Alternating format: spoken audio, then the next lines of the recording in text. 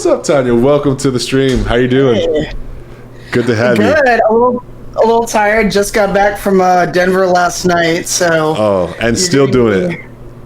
Still you're here. a champ. You're a champ. Thank you for putting on for the people. We really appreciate your involvement here, and I know that you're tired and you're still pushing through. So again, thank you very much for putting this talk together for us.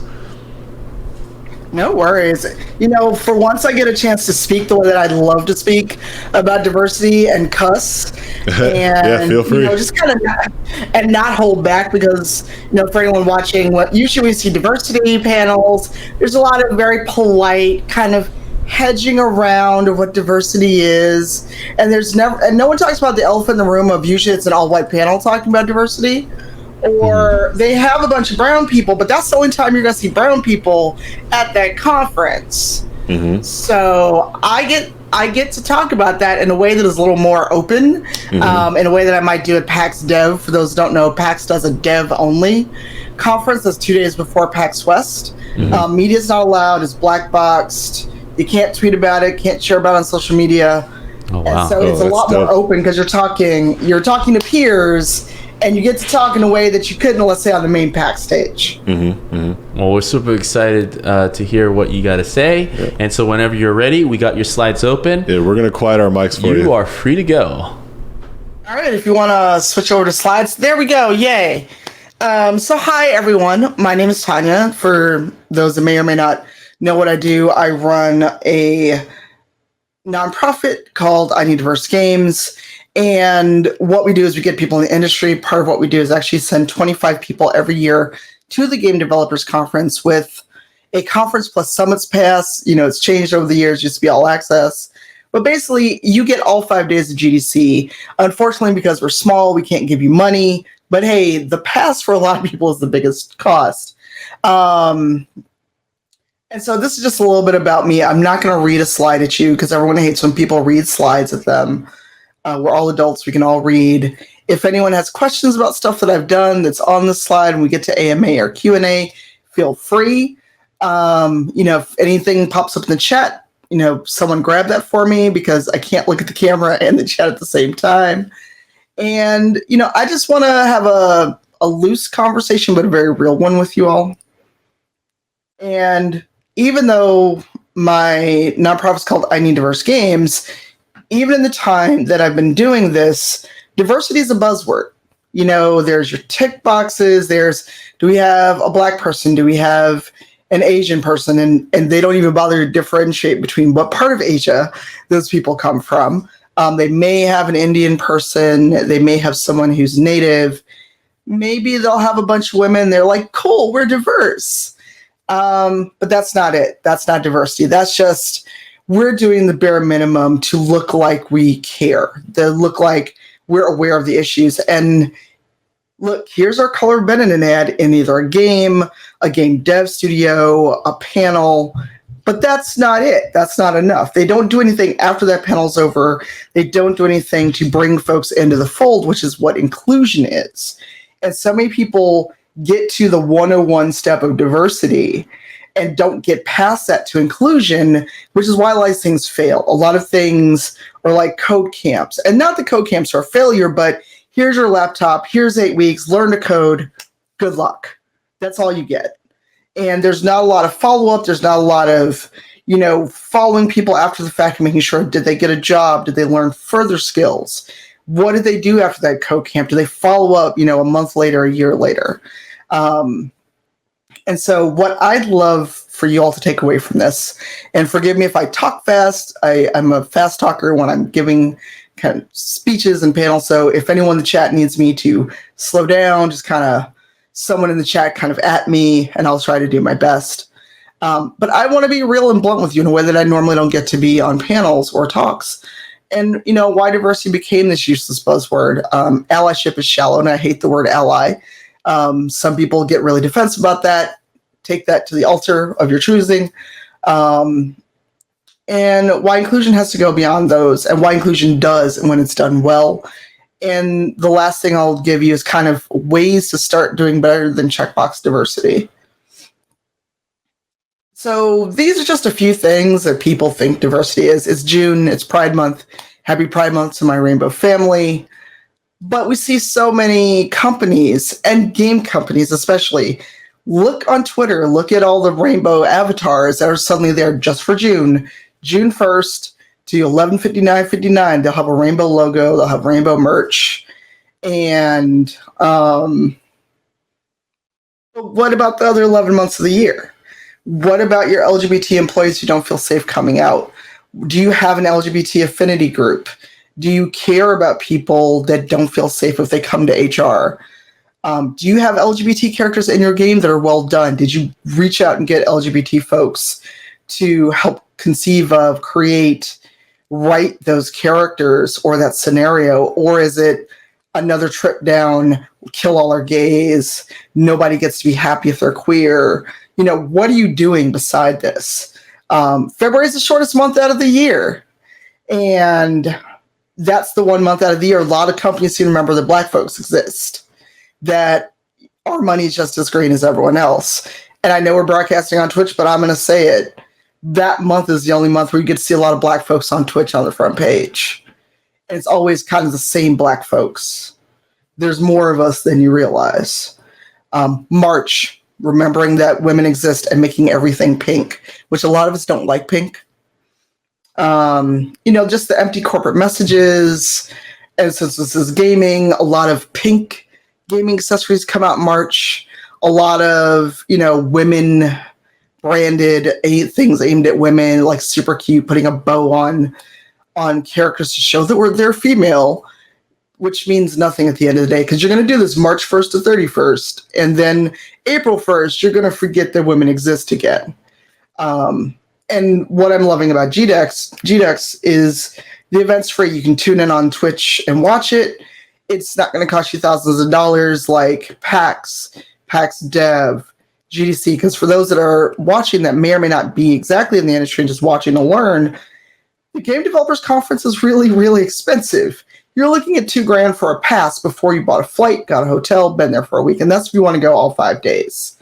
And then the last thing is inviting marginalized folks. By marginalization, I mean someone who's a person of color, queer, neurodivergent, disabled, anyone who does not fit what society deems as the standard, basically not a cis straight white dude. And when we get invited to things, we get invited to just talk about our marginalization. And that's not all we can talk about. I've got a user design degree that I've yet to use that I don't get to talk about. I can talk about plenty of other things beside being marginalized in the game industry. Yes, the nonprofit I run is to help people, but that is not part and parcel of all I do. I stream, I do a lot of other stuff. But when I'm invited to things, it's to talk about simply how much it sucks to be brown, female, queer in these spaces. And that's what people think diversity is. So I stole this tweet from my friend Tito on Twitter because, in the chat, show of hands, how many of you have gone to a diversity panel that looks like this? So, I've been to too many panels where you go, and it's a bunch of well-meaning white people. And the thing is, I don't want to make it seem like, oh, somebody watching them be like, oh, you just hate white people. I don't fucking hate white people. But the well-meaning white person in the office is usually the biggest danger to me as a person of color versus the out-and-out angry or openly racist person. So, and I put this there just for a little bit of levity because this is kind of a heavy topic and some people will be in their feelings. But again, I've gone to too many panels, and while this is up, I want to tell you a story. The first time I went to PAX, and it was PAX East, I believe, I went to what was supposed to be a diversity panel, and it was 2 white teens. I didn't know they were really young teenagers until after the fact, but they had a good idea. Their intent was great. But they clearly had no adults in their corner that were looking out for them because they got on stage and tried to talk about issues that they did not have the language for. And their whole model of trying to do better about diversity was selling t-shirts on Facebook. And they got roasted by the panel by the panelists, by the attendees. And then when it showed that they really weren't equipped for this, is someone asked what about trans issues? And the young lady said, oh, you just have to wait. Now, for me, grown Black woman in the US who has too often been told I got to wait my turn, that was it. That was when I had to get up and go. Hoxie, I see your question. Someone hang on to that for me for later. And I will get back to that in a second. And I have never been in a panel where just so many people got up and left at various points of a panel because they clearly were not equipped. And this is what I mean by most people are well-meaning. They're not, for the most part, aggressive. They're not trying to be ignorant. They really do mean well. But these were also younger people that didn't have the language to really talk about these issues. So I want to get into the catch-22 of diversity initiatives, and then I'll answer Hoxie's question, then we'll open it up, because this is one of those things where, I'm sorry, not open up, I want to talk about what you can do, and then we'll open it up. The non-marginalized people usually mean well. And by this, I mean when you are in an office job and the diversity committee is led by the one queer white person they could find, or they find the one brown person that is willing to do it, or maybe isn't willing and got forced into it, and it's now part of duties as assigned. Anyone who's ever had an office job, when you have that review, and there's always that little column that's other duties as assigned, it gets crammed in there, but then they don't give you any space to actually get your work done. And it's like they mean well. But the road to hell is paved with good intentions, as a lot of people like to say. And they do things like, when I was in high school and college and in a day job, they do things like, let's have an international food fest. We can learn culture through food. Except a lot of these people that say this thing will not eat the funny looking food that their coworker brings because it's not what they know. It's not what they were raised with, or they smell it and they think it's weird. And you don't really learn anything, and you now insulted coworkers and friends. Or they have that moment that I like to call the 0 to 100 wokeness problem, where something happens, be it an interaction with a person, be it an interaction with a coworker, online, what have you. They have that moment of, oh shit, the world is racist, like we're kind of seeing now with the current administration in the US, where people are finally having this, the world isn't fair, it's terrible, it's fucked up. But this awakening that they're having is the world that we've already lived in as marginalized people. I've already dealt with being harassed, being called racist, being called all manner of slurs, both gendered and racial, and etc. And so they have these moments of, oh, the world isn't as rainbow and sheep and lemonade as I thought. We're in trouble. And then they go from 0 to 100 on the wokeness meter, and they become that annoying person that DMs you or sends you articles, or they play a video game to keep it in the context of today, and they see a stereotype, and then they're mad. They're mad, they're angry, they don't know what else to do, and they want you to fix it, or they want you to see how aware they are, and they don't realize that they're now creating emotional labor for you. Or when they do a panel, or when they want to start a committee at work about, queer issues or what have you, or whatever affinity group a lot of offices call it, they don't have the range, and this is going to make some people mad, they don't have the range for the conversations. They haven't done the reading. They haven't done the work. They don't know what the word intersectional means. And this is a blanket statement. I'm well aware of this, but I can't individually talk about every person that I've never met. This is just what I've observed and experienced working in higher ed and corporate environments, and just in the work that I do in trying to talk to people about diversity and inclusion and realizing they have no fucking clue what they're talking about, that they're often reactive rather than proactive. That's the second point a lot of times people think checkbox diversity is enough. And then when you go, actually, why is it we don't have any people of color in a C level, so executive level at our company, at our studio? Why aren't more women leads, like lead writer, lead narrative designer, lead art? When you question these things, then they go, but we had this whole, well, we did Black History Month, we did Women's History Month, there's rainbow stuff available. Yes, I can see it.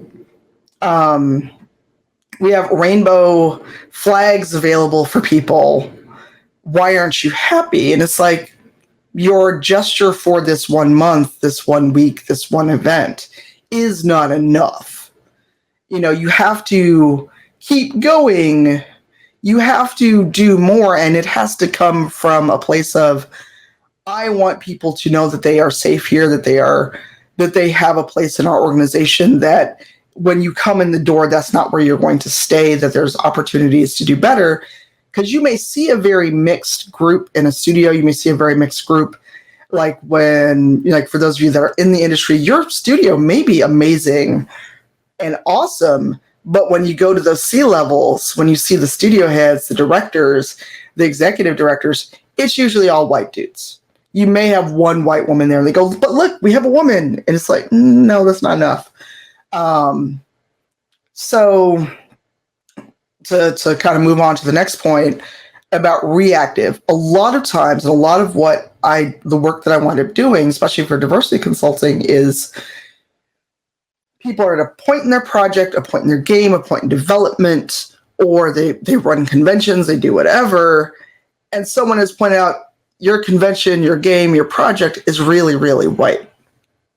And they're like, oh, shit, what do we do now?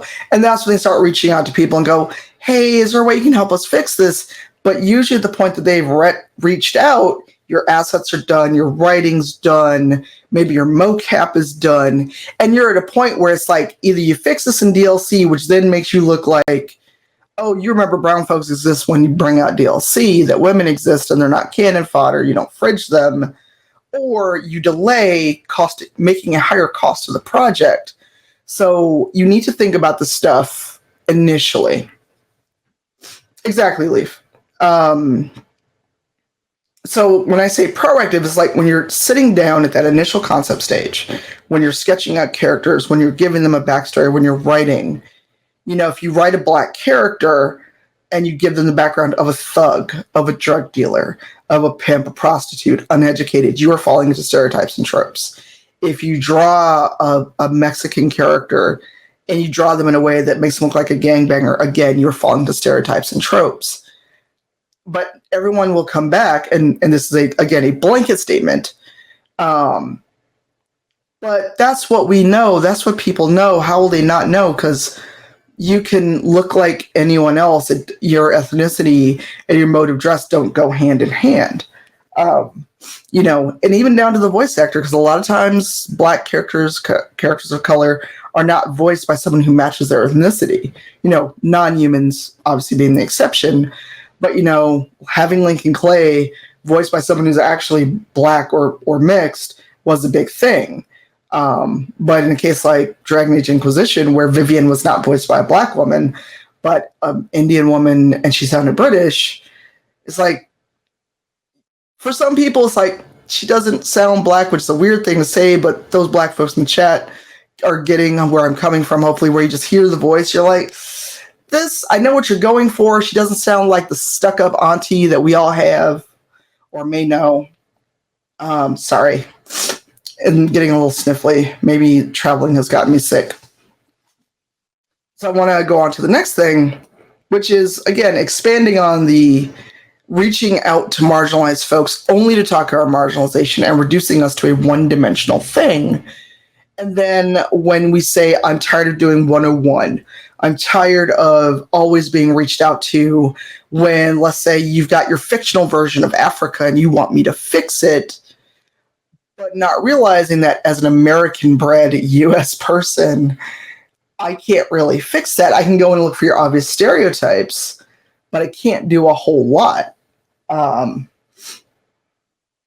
to fix this because you've come up with this whole world, this whole expanse, everything you've done, but you never thought to actually ask Black people when you were writing it. So now we have to come in and patch it up. Or they pull out the, oh, well, we need the best candidate. Like being inclusionary, I think that's a word. Having inclusion and thinking about this at the forefront, and quality of candidate, quality of staff don't go hand in hand. Because if somebody's working on a AAA game that costs millions of dollars, etc., no one is going to get the people who are not good fits, not good fit. Let me walk that back, because good fit is also a way to exclude people who are not going to be best for the job. Because you're handing them a franchise, you're handing them whatever. You need to know they can do the job. Everything else aside, you walk into a AAA studio, they're not going to hire you just for a diversity quota. But they also shouldn't hire you because, oh, this is a Black character, we need to work on just the Black character. So what people need to do is realize that we can talk about other things. We can do other things besides talk about how much it sucks to be brown or Black or female or queer or neurodivergent or disabled. These are all things that make up a person. It's called intersectionality. It is not simply just who we are on the outside that makes us good for these roles. It's that we can bring something to the table that another experience may not have. And the last bullet point kind of goes into that as well. So what I'm going to do, actually, because I'm a firm believer in trying to cut down the number of slides that I have, and we've already talked for a little bit. What I want to leave you with is this one piece of advice while I talk about ways in which those of you that are in the industry, can do better, and then we can keep some AMA. When I started, I talked about I hate the word ally. I really hate it because people use ally as a shield for doing one thing. Oh, here's a safety pin. I bought a rainbow ribbon, or I put a rainbow thing on my social media profile. Therefore, I'm an ally. Actually, you're not. You have not done the basic work. And that is a shield against criticism because, oh, look, it's June. I bought a rainbow thing. I was surprised with my friend. Aren't I awesome? You're not. You're really fucking not. And again, keep in mind that I come to this from a place of having seen a lot of things, a lot of people who have gone, but I've got a Black friend and they think that's a shield, and it's not. So I prefer the term be an accomplice. When someone is in need, do your best to speak up for them, but do not speak over them. And that is one way that you can be an accomplice. You can speak up, but not drag your friend into it or your internet acquaintance. Because let's be real, a lot of people tag internet acquaintances and want cookies for doing the bare minimum, or they notice something and they send it to you and they go, aren't you mad about this? I'm like, no, I frankly don't give a fuck right now. You need to remember that emotional labor is still labor. So remember that phrase. If nothing else I said resonated with you, be an accomplice, not an ally. And so while I'm talking about tips of how to do better, start queuing up your questions. So what you can do to be better and, be proactive, not reactive, is if you're in a hiring position, seek out people not just so you can say you've filled your diversity checkboxes, your diversity quota. If you're in a position where you can't hire and you've noticed your studio, your project is very white, and you're trying to have a diverse group of characters, worlds, what have you, believe in diversity consultants. They believe in you like your money. Reach out in places like Twitter, etc. Following people and listening, that is the best tool you can have, because a lot of times people respond out of wanting to empathize, and always wanting to empathize is not always the best thing. When it comes to a person of color, especially on Twitter and other places, and in offices, at least in my experience, again, mine, trying to have an open discussion about race, gender, orientation often leads to, well, this one time someone touched my super curly hair and I know just what you're talking about. And oh my God, people are terrible. And I'm like, no, not today, Satan. This is not what I'm talking about at all. So you can listen and be quiet and absorb.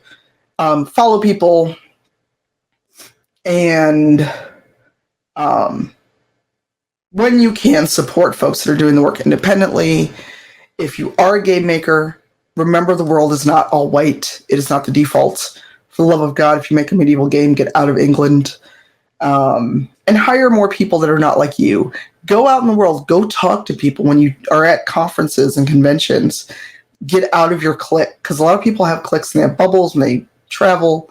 And learn, be open, go read. And I'm not saying that to be sarcastic. Literally go read what other people are writing, because so much of what I run into is people who have not read other folks' writing. They've not read books by Black authors because they assume that they're Black books, which I don't know what the fuck that means. And most of all, realize that sometimes everything isn't about you. It's not for you.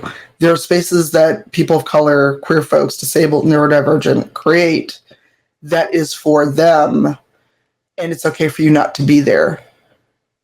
But if you do want access and are told no, deal with it. You're actually wrong on that. Let's be awkward, and I'm going to address that in a second. And then the last thing is, remember that you and your experience does not override or negate anyone else's. And this is including marginalized people, because my experience as a Black queer woman does not invalidate or override another Black queer woman's experience. So this is where you can find me on the internet. And if you want to go back to the either throw me up on the camera or talk, throw questions in the chat. So if I look this way, it's because I'm looking at the chat on my other monitor. But I want to address something Let's Be Awkward said. Food for thought. Marginalized people didn't know they were different until society let them know, usually in a negative way.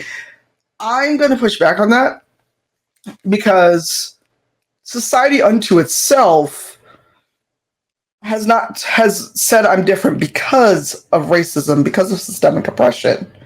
Look at all the ways in which I, as a Black person, am not represented in just everyday media.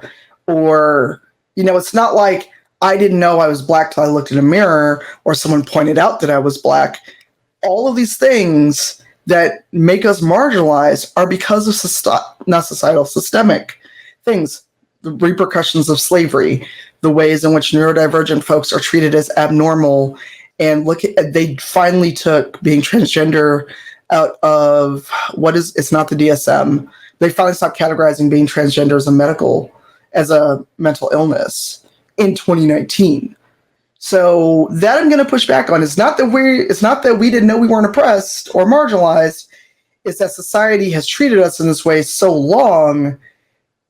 A lot of people are like, oh, this is how things are for me. So I think we have 15 or 20 minutes left. And people you're actually doing a great job. You're doing a great job of fielding questions. I think we were going to ask a couple ourselves, but we can also help moderate as well. That's fine. I know there was one earlier, and you refreshed the chat. So did you lose it? Because I still have it. It was from Hoxie 3D. Yeah, please go ahead and answer that if you'd like. I'm sure. So Hoxie earlier when I was talking asked, can you explain that a little bit? How would an openly racist individual be less dangerous than a well-meaning individual? So Hoxie, with an openly racist person, I know where I stand. I know that they hate me, that they think I'm less, what have you. But someone who purports to be an ally and gets angry or is clueless and ignorant out of just not knowing versus actual malice, they can be more dangerous because they are the people that I've seen and experienced that will turn on you in a second. There's not enough cussing for me to talk about David Cage. Because I know where I stand with a racist, with a very open racist. Someone who claims to be an ally, who is well-meaning, they're the people that have literally turned on me on a dime of, well, how dare you? I tried to help your people. I gave money to the NAACP, or I gave a homeless man like $5 once. and they feel like they're whatever bit they've done, if it's not fawned over, if it's not appreciated, if you don't stop everything to do the emotional labor to educate them when Google exists, and this is the thing for anyone white watching this, there's a thing called Google. There's a thing called Google Scholar. Look up Intersectionality and Kimberly Crenshaw. It is not the job of a marginalized person to educate you when the time you take to send me that message or anyone else, you could have looked it up yourself. So that's why I say an openly racist person is less dangerous than the well-meaning white advocate. All right, so I'm going to... Yes, so I've got a question from Left-Handed Heather. Just give me a second to make sure my mic is good. So this may be just cannon fodder to be destroyed, but how do you feel about members of the majority trying to touch on the stories of the minorities? So I think this was the David Cage reference that you were saying. So like a la David Cage with Detroit's Sorry MLK attempt. Obviously the bare minimum is involving marginalized people in the creation of a game, but how can accomplices work towards improving these narratives? I think it can be done. So anyone that's talked to me for 5 minutes knows that I love Mafia 3. A majority of that dev team was white, but they had black people involved, and they also had black folks who were involved either as consultants or as part of the writing team. I think it has to be done very intentionally and carefully. Do your research and get people to vet what you're doing. It can be done, but it's a very slippery slope of I want to have an homage versus, or I want to tell this story. And it's hard because just because a story is something that may have happened to a black person, that doesn't mean I may necessarily be the right person to tell it. I may not be the right person to delve into that. Like, I don't know anything about Louisiana. I don't know anything about 60s mafia culture. So without research, I still couldn't have told that story, even as a black person. So I think it can be done, but it needs to have a lot more care, a lot more research, and definitely diversity consultants. All right, coming back in. I think Brandon's got a question this time. Yeah, I have a question this time. Sure. Let's see. So this comes from Pure Evil. That's the name. Isn't keeping straight or white people out and telling them no the same thing those people do to minorities, oppressed people, just on a smaller, less serious scale? Or do you think it's a necessary evil to give marginalized people a safe place until they are seen as truly equal by society? You're lucky it's too early for me to drink. No, it's not the same thing, because the rest of the world that are not marginalized have the whole fucking world. If I want to have a space that is just for other black people, just for other black women, just for other black queer women, that I know we can have conversations that I can't do publicly, that I can't have in other spaces, because there's always someone, well-meaning or not, that wants to come in and, well, actually they want to come in and go, well, I, as a white man, are going to tell you why you're wrong. That is not the same as drinking fountains being marked as just for white people. It's not the same as education segregation. Because if I don't have that space in my life, at least for me, other people in chat can speak up, I need to have some space where my people, being other people of XYZ identity, that I can talk to it. And then even then, we're still not going to agree. There's other black queer folks that I can't stand, that I don't agree with. And there's other black women that I don't get along with. We don't agree on stuff. We don't see eye to eye on stuff, just because we want to have a space. And it's not about society seeing us as equal. What do you think country clubs are? What do you think all these places that are private clubs and private gentlemen's clubs were? Those are places for specific socioeconomic class of white dudes to gather. They didn't have to deal with folks. They didn't have to deal with women. They didn't have to deal with poor people. Me wanting to carve out a space for me and mine is not the same. It will never be the same.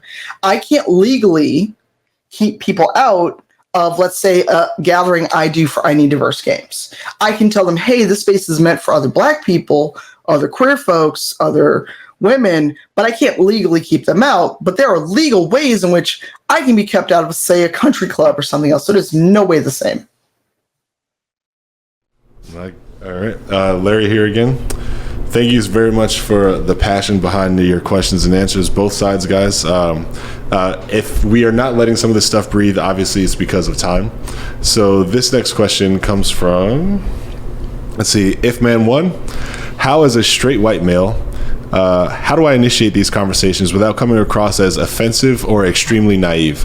Also, how do you explain to people working remotely from other countries that don't understand the American point of view on this, that we need to cater or at least be sensitive to these views and ideas? In that case, I would amplify the voices. Like if you have to talk to folks who work in other countries, have a list of articles, have a list of talks and other things by people that explain, and not in academic language, because I worked in academia for 16 years and it's incredibly inaccessible, and the language used is not for I feel a way about academia because I worked there for so long. But like non-academic resources, articles, maybe not movies, because movies have a slant to them in terms of where they're trying to go. And a lot of movies that are supposed to be about a Black experience either are, oh my God, we were slaves, we'll never get over it, or it's meant for the white gaze, like the Green Book. I mean, you could also say just up front, sorry, I know this isn't my experience. I'm trying to understand. If you have the capacity, can you point me to resources? If you can't, I understand. And then just Google things like intersectionality, race relations in the US. Look up Google Scholar and things like in the last 10 years, a lot of discussion. I'd say look up The Invisible Knapsack by Peggy McClintock, because that is a really good primer on privilege. A lot of people don't think they have privilege, but they do. And also just, point out that, yes, me, and a lot of things, I am naive. So I think if you are honest and don't do the, well, actually, what about this? Or I think those statements prefacing your question are the ones that a lot of people will use as a way to kind of get their way and do whatever. And it's hard. It's hard. A lot of people, they're not interested in discussion. They're not interested in learning. So if you preface it in a way that shows that you are interested in not just learning, but also in a way that you're going to take this knowledge and do something good with it, that's what you can do. But you have to remember, some people are just jaded. Some people have been hurt a lot. I've been stalked and harassed on the internet. I've been stalked and harassed on Twitch. So I know for me, a lot of times I don't give people benefit of the doubt, but that's the downside of what's going on here. And a lot of times you can have the best intent in the world and you may catch somebody on a bad day, but just be honest, be upfront, and be okay with getting no.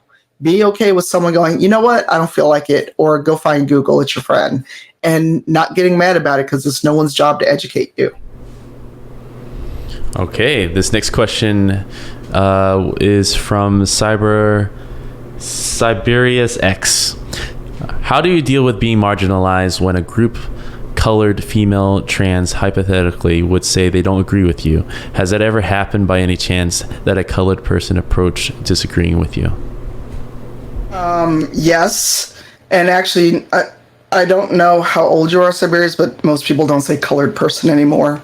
When I wrote an article for Mike, it was about ARMS, and I don't know if anyone played it. It's on Switch. It's a fighting game, and everyone has like these springy arms, but the one brown girl, her hair was a weapon. I wrote about this, and it segued into the weaponization and talking about Black women's hair and Black hair in games. The worst response I got was from other Black people.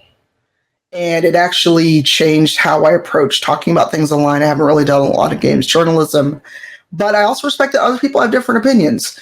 We're not a monolith. A friend of mine and I were about the same age. We both grew up in Chicago on the South Side.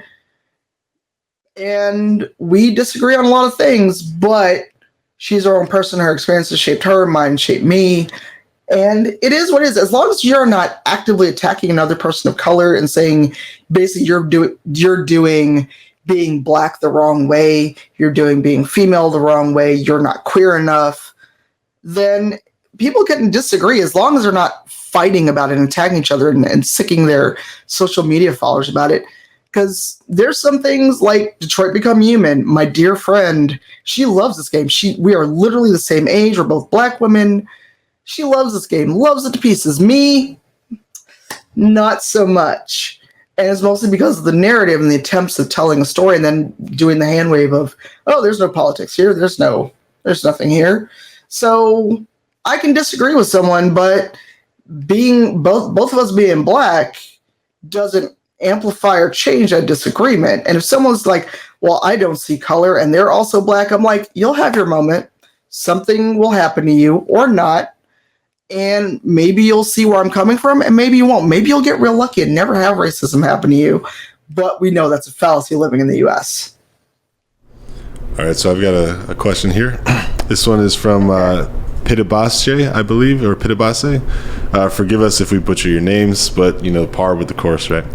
What are your thoughts on black comedians?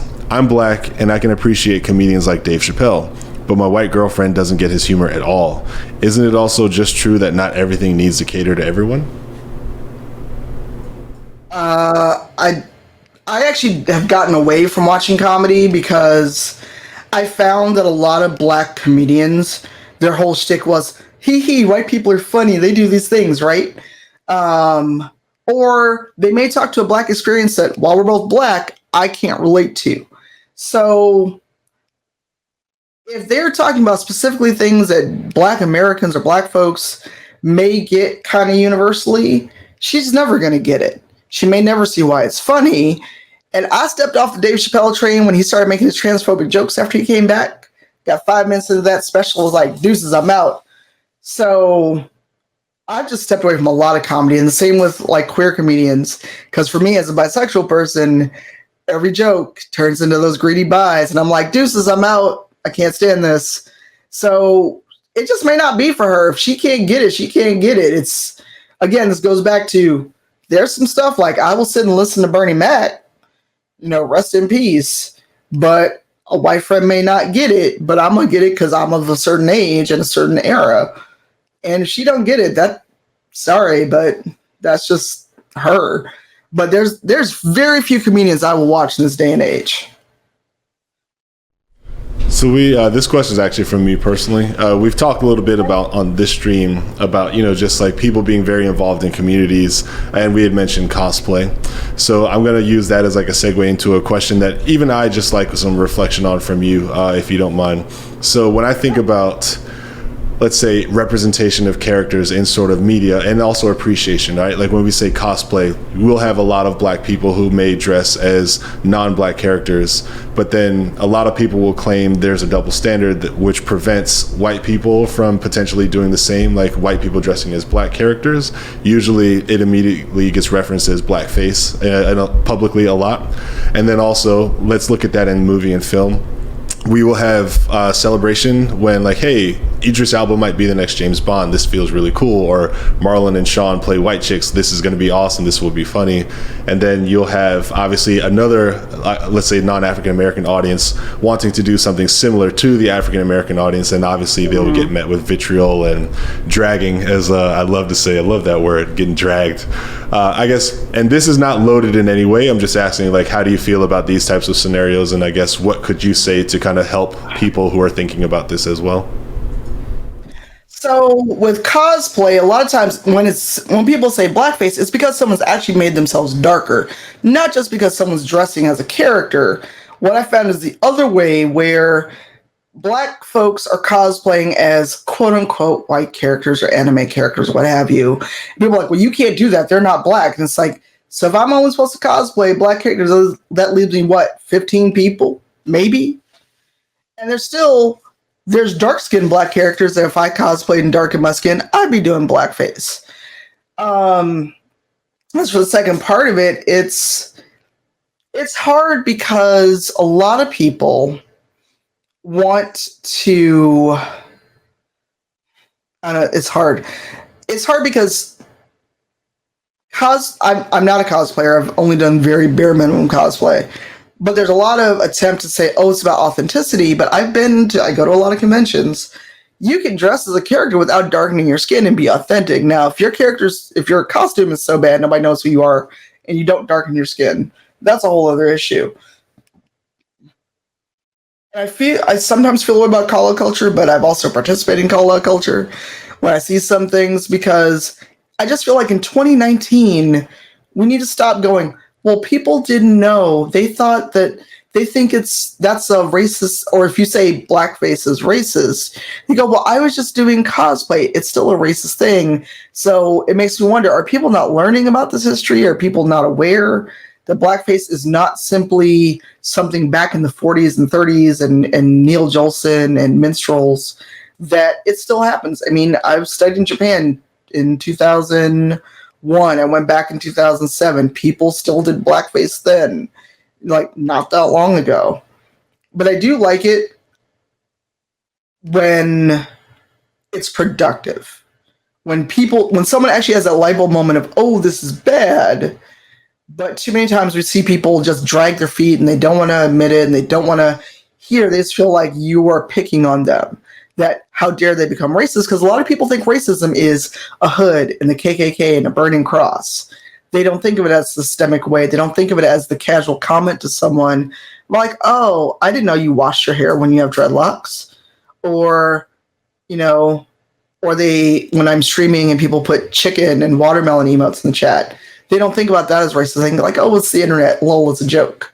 So I love it when folks get dragged for that stuff, because in some ways they're not going to learn.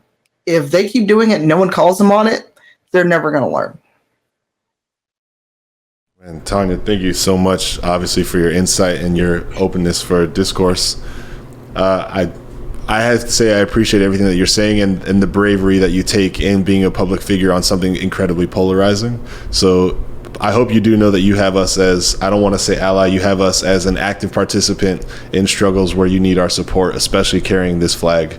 We're not a shield, we are accomplices. Both of us are obviously minorities. We've experienced our share of negative experiences. We've experienced our share of racism. And there's always teachable moments when you survive and get through, both for me, but also things that I wish I could say to the people putting me through XYZ situation. And that's why this platform exists. We're talking to, by the time this is done, like maybe multiple thousands of people who will hear this, who will sit through this content. So I cannot thank you enough for being here, for talking and delivering these messages, but then also taking the discourse from the Twitch audience. And Twitch audience, thank you for being so very respectful. All the questions were good questions. We haven't seen any sort of like problems that we've had to moderate in the Twitch chat. And that just gives me so much hope, because to know what you've come from in your Twitch experiences, right? Like, I know what you were gonna bring to the table when you said, Larry, these are some of the things that have happened to me on the internet. I commend everybody for being involved in this, being very professional. Mm-hmm. Oh, I mean, for those that aren't aware, I was stalked for 3 months, and my community, not just me personally, but 3 months across multiple channels where my community streamed. And as much as I hate talking about it, there was a Kotaku article, which I did the interview for.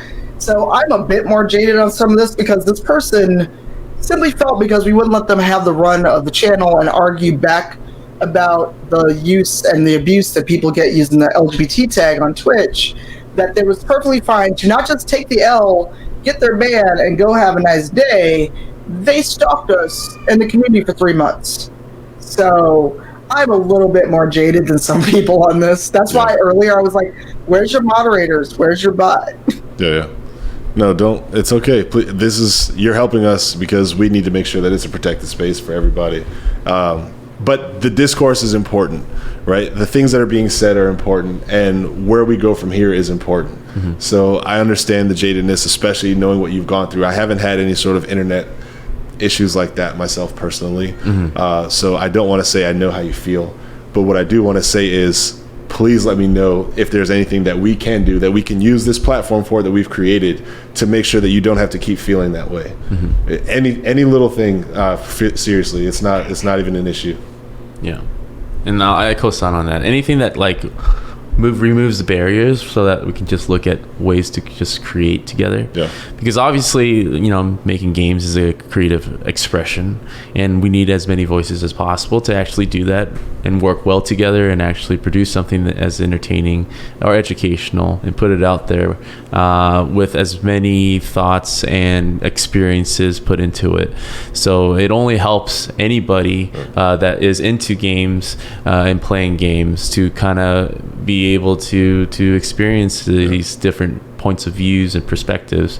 And we got to fix that on the developer side, and being allowing all these different types of people to have their opinions and actually have a say in the creative process. So we do have a very captive audience right now. Is there anything that we can, like we have the airwaves, is there anything we can do to give like one last piece of empowerment or direct action that they can take today to even make one small piece of change? Definitely, again, let's show your social links and connection links. I would say the thing is, find people on Twitter that are talking about issues you don't know about, follow them and listen. Don't be the weirdo that DMs someone and goes, hey, I saw this thing about a black character, aren't you mad? Because that's the fastest way for me to block you in anyone's ever. Support independent creators. If you have the financial means, find a few folks on Patreon, fund their Kickstarter, find people that are doing what you like, and game development and other things where you are able to contribute. And again, this is if you have financial means. If you don't have financial means, boost people's work. If someone says, hey, here's my coffee, I'm an independent writer, I'm an independent game maker, or I've got, I'm a Humble Bundle partner and this helps someone else or it helps me continue to do my work. They've got a Patreon.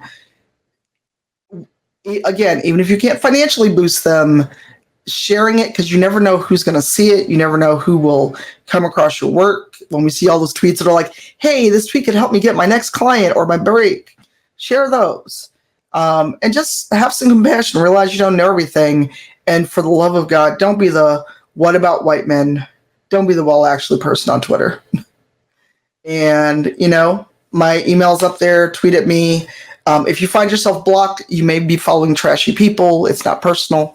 But follow us on I Need Diverse Games, and mostly just give us money so we can keep doing what we do. At the end of the day, resources are what matter, and money is the biggest resource we need. So that's it. All right, Tanya, thank you so much for, again, taking the time to be here. Simple as that. I don't have to even re-roll what I've said because I've said it twice already. We appreciate you, your time, your intelligence, your experiences, and your willingness to share that knowledge and wisdom with the audience following us. Yeah, thank you so much, Tanya. And we hope to hear from you soon. We want to stay in touch because I know that there's some things that we can do in the near future to keep promoting you. I mean, y'all know where to find me. You got all my contact info. Amen. Yeah, we got it now. You can't get it back. Yeah. All right, guys. Don't send me spam. Oh, no, none of that. Spam is only good in between seaweed and rice. Right. That's the way. Oh, you know about our patron saint Masubi. Yes. Amen. Okay. Amen. All right, we'll see you. All right, thank you, Glenn. All right.